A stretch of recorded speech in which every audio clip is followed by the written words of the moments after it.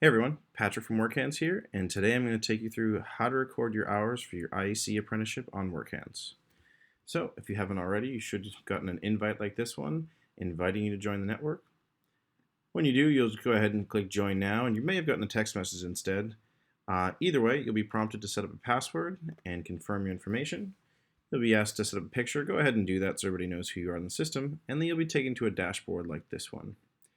Now, for the purpose of this walkthrough, I'm going to show you everything from my laptop, but actually pull this up on your cell phone, either with our Android or iPhone apps. It's all going to shrink down. Most of you, we assume, are going to use it on your phone. So that's generally what it'll look like, but we'll just open it up for the purpose of this walkthrough here. Now, one of the things you'll notice is we've got your charts here for your on-the-job training past hours. If you've been in the program a while, we already have some of your hours imported.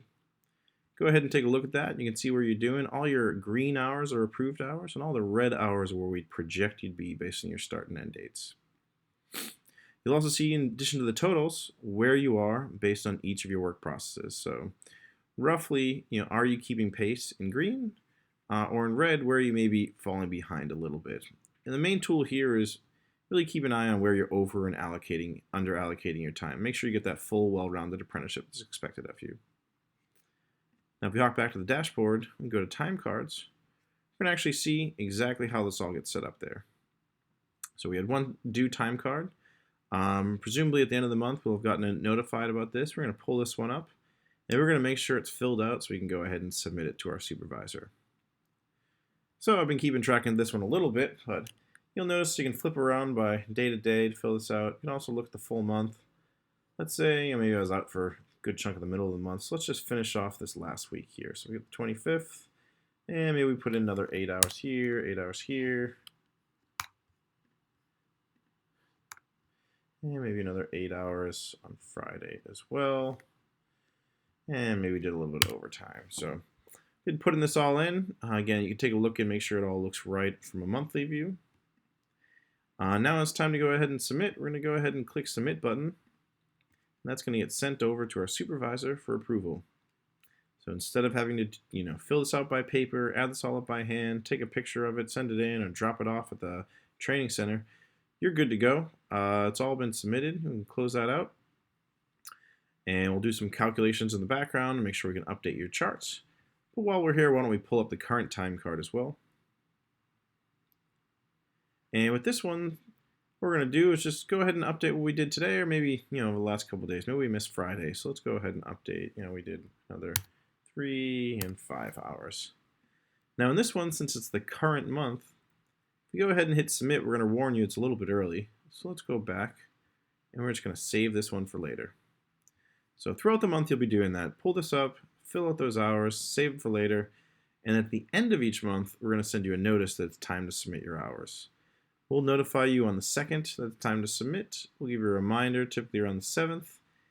And typically about the 10th or so, we'll let you know you're at risk of being overdue. So go ahead and get it in with that first notice, and you won't hear from us again until next month. We send these notices by email, text message, or app notification if you have one of our apps installed. And like I said, if you send those over, you should be good to go each month. Now, one thing I skipped over, if you're going in here and you realize, actually the supervisor who's set up here, this isn't the person who I'd usually submit to. You can go in and change it. So let's go change supervisor. You can pull it up. And maybe it's someone who's not in the system. You'll see a bunch of options come up here, but yeah, maybe it's a new supervisor. So we're going to go and create that new supervisor. We'll put Jose at example.com. And now we can go ahead and set this up with a new supervisor. They'll get invited into the system to approve.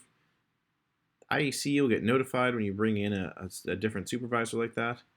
And we're going to save this one for later, but when you're ready to submit, it's actually going to go off to that new supervisor instead of the previous one that was set up for you. So that's that on managing time cards. Let's go back up to our dashboard. And what you're generally going to see throughout the month is that these are slowly going to convert from being red to green as you're updating your program. And then beyond that, if you have any questions as you're in here, feel free to reach out to us for support. We'll hop on the support chat here. And if you're out in the field, you forget, we went through here on this video. It's a great way to pull this up. Ask us, hey, I forgot. How do I submit my time cards? Should I be submitting this? Save it later. Or how do I change my email or phone number? Quick note on that. You just pull this up, you go to settings, you can change your email or phone anytime. So that's that. That's how you're going to be submitting your hours on WorkHands. If you have any questions, like I said, hit us up on support chat, and we're looking forward to seeing you on the site. Thank you.